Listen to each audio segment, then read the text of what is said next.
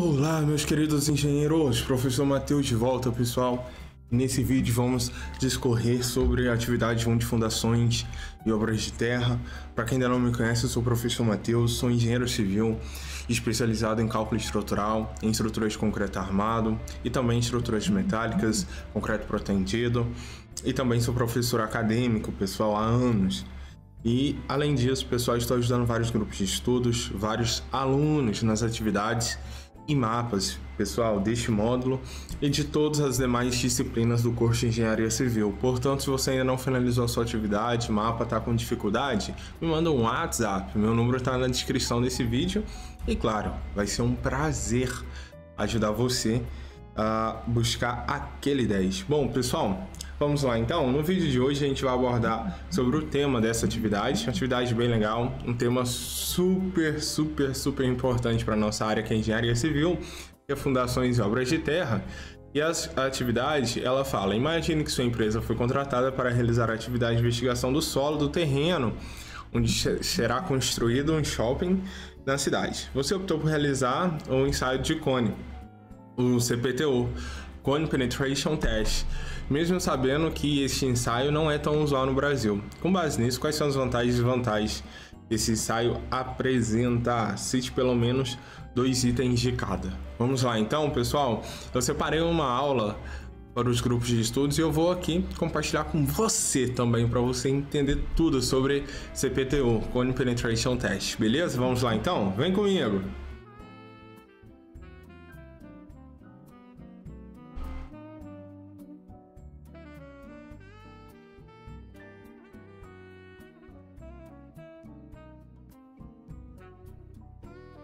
Bom, pessoal, então vamos lá.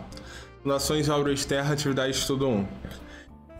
Bom, pessoal, o CPTU, Cone Penetration Test, é um método ou um ensaio, né, na verdade não é de caracterização, mas de investigação geotécnica, pessoal.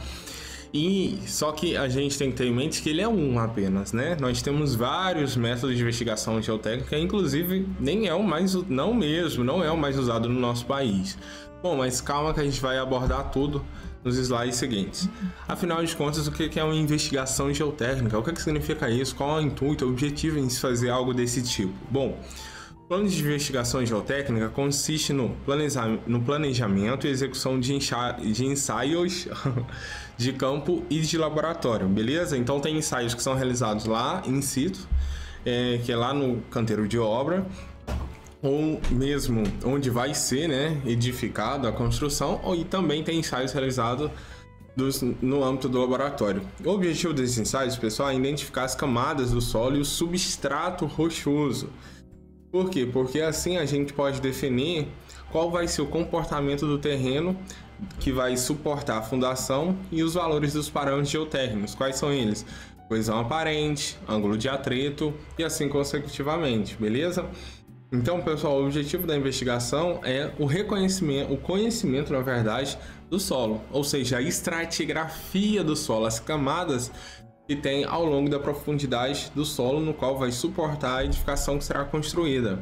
Bom, meus queridos, a gente pode subdividir em 3 grandes etapas: a investigação preliminar, que visa conhecer as principais características do terreno, definindo a sua estratigrafia, justamente aquele raio-x do solo, aquele raio-x vertical. Além disso, a gente pode também depois passar para a investigação complementar de projeto.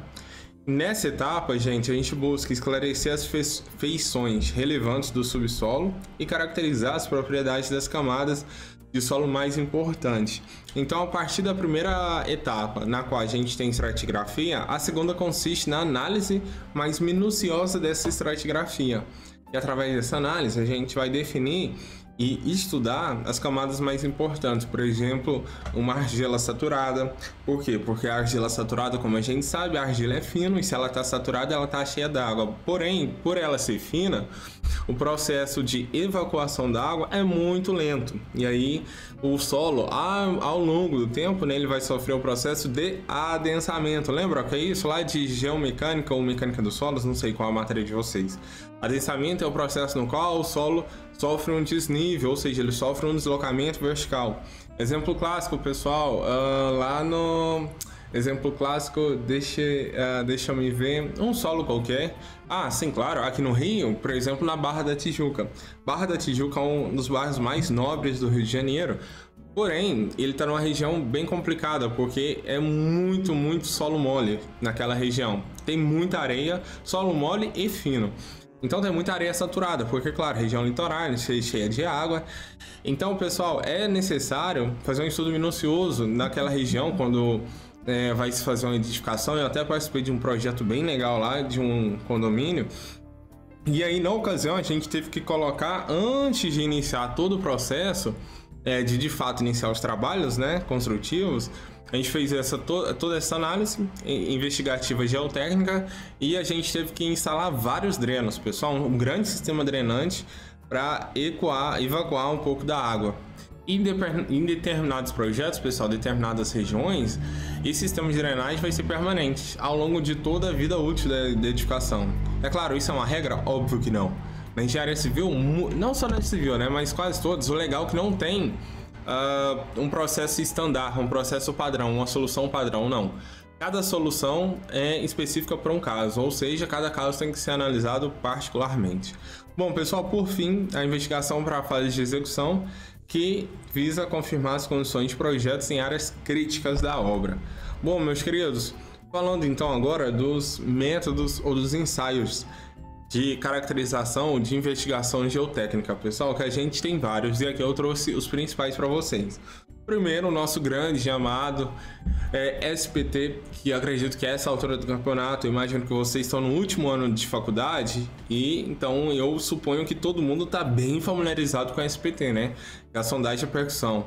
Bom, pessoal, esse é assim, 98% dos casos, seguramente nas construções nacionais é usado esse ensaio para investigação do solo, para determinar a estratigrafia do solo. Pessoal, por quê? Porque o SPT, primeiro, é um ensaio relativamente bem simples de ser executado, apresenta resultados bem expressivos e positivos e, claro, como tudo na engenharia, o fator preço, custo, é um ensaio bem barato com relação às outras.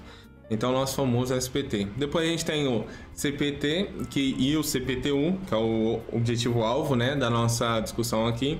A diferença, pessoal, entre o CPT e o CPTU é uma única só. Na verdade, lá no século XX, na verdade, no início do século XX, na primeira metade do século XX, lá na Holanda, pessoal, houve a criação do ensaio CPT.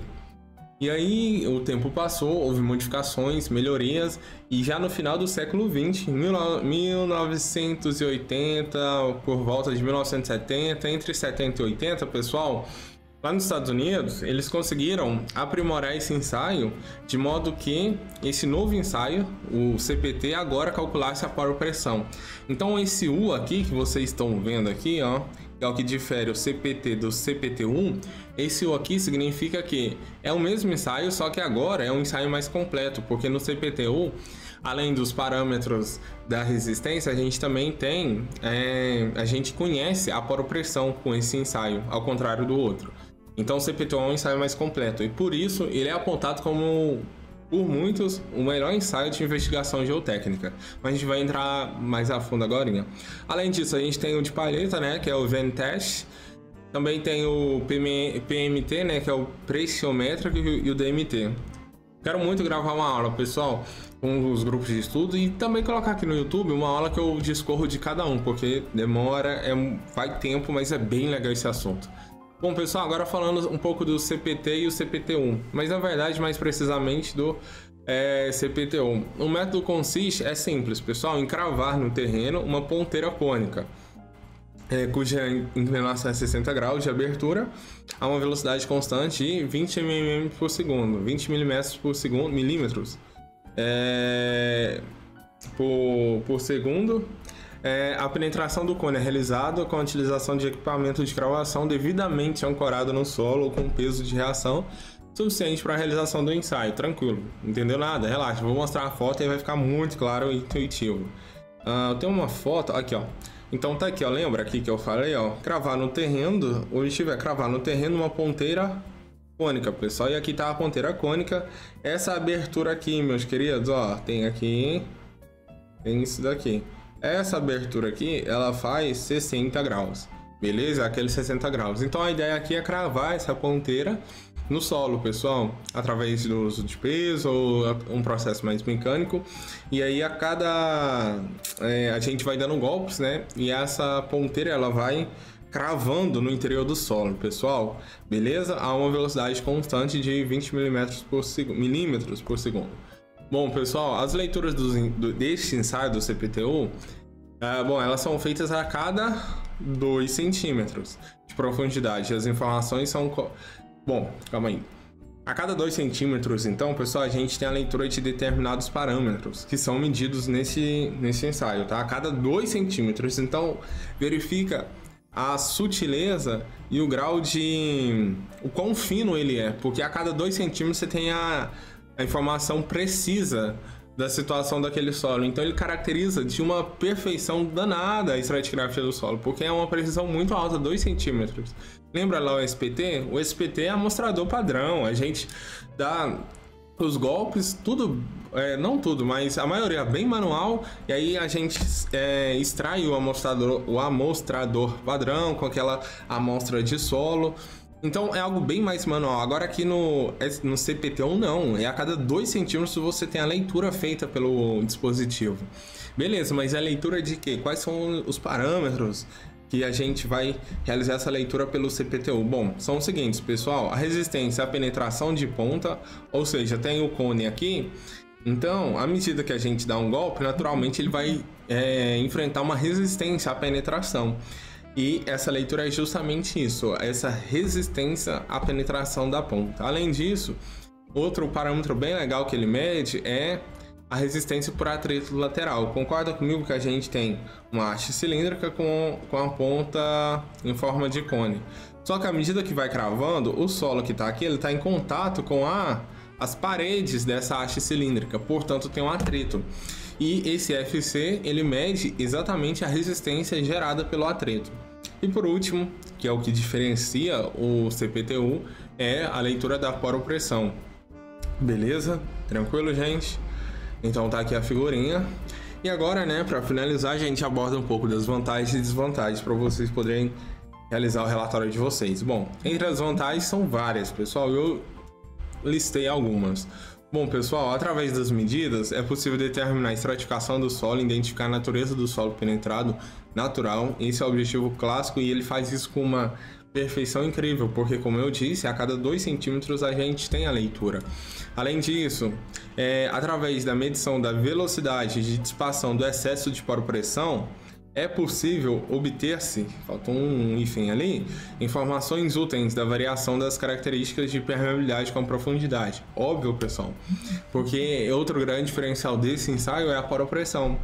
Com a poropressão, a variação dela, né, a gente pode estimar, através de correlações, o coeficiente de permeabilidade do solo. Isso é muito legal. E além disso também, esse solo permite identificar a posição do nível d'água, que pode ser obtida em diferentes profundidades se a poropressão de equilíbrio puder ser alcançada durante ensaios da dissipação. E por último, claro, quando a gente tem argilas saturadas, por exemplo, a gente pode fazer uma avaliação da resistência não drenada. Lembra? Argila saturada, a gente trabalha com resistência não drenada. Por que não drenada? Porque a argila é um solo fino, onde a evacuação ou escoamento da água é muito lento, justamente pelos poros, ou seja, pelo diâmetro dos vazios serem minúsculos. Então é considerada como resistência não drenada a situação da resistência numa argila saturada, pessoal. Agora, para finalizar, falando das desvantagens, a gente tem o que, pessoal? Primeiro, ele não coleta a amostra visual para inspeção visual. Lembra que lá no SPT a gente tem isso. Por um lado, o SPT, a gente tem um amostrador padrão que literalmente coleta uma amostra de solo, não deformada para a gente. Então a gente literalmente tem a amostra de solo, é palpável. Ele pega um solo, a estratigrafia tirada lá do solo. A gente tem isso no SPT, aqui não. Além disso, a gente necessita de equipamentos especiais, claro, né, porque é um ensaio bem sofisticado. Também tem dificuldade para transportar equipamento em regiões difíceis de acesso, porque não é algo pequeno, é um trambolho. Aquilo lá, pessoal, como eu mostrei, é só a ponta, tá? A cilindro, que é a agulha que vai ser penetrada, mas tem toda a estrutura. Além disso, não consegue penetrar em camadas muito densas e com presença de pedregulhos e matacões. Verdade, pessoal, esse é um problema. Quando a gente tem esse tipo de solo, esse ensaio não é adequado, porque ele não consegue romper pedregulhos e matacões, dada a dureza desses elementos. E por último, mais uma desvantagem, talvez seja a maior desvantagem. Na engenharia, o pessoal lembra, a palavra de ordem é money, custo, dinheiro, budget, orçamento. Bom, pessoal, é, claro, o maior custo quando comparados a ensaios clássicos e usualmente difundidos como o SPT, que eu falei, né? O custo do CPTU, sim, é bem mais alto, pessoal. Bom, pessoal, esse foi então um panorama geral sobre a investigação geotécnica, mais especificamente sobre o ensaio CPTU, que é o alvo da atividade de vocês. Eu espero que minha aula tenha sido suficiente e tenha correspondido à expectativa de vocês. Tentei dar o meu melhor para fornecer a vocês elementos, para vocês conseguirem tirar aquele 10 e fazer um relatório bem legal da atividade de vocês. Conforme eu disse no início, estou ajudando vários alunos, grupos de estudo na realização de mapas, atividades, seja dessa matéria, Teoria das Estruturas 2, Teoria 1, Topografia e todas as matérias da Engenharia Civil. Eu sou professor de Engenharia Civil e sou engenheiro civil com especialização em cálculo estrutural. Então, realmente, todo esse âmbito de matéria é algo que me motiva e me agrada demais. Sou muito feliz com todo esse universo mágico. Pessoal, queridos, peço humildemente para que se inscrevam nesse canal, porque isso me motiva a permanecer produzindo conteúdo.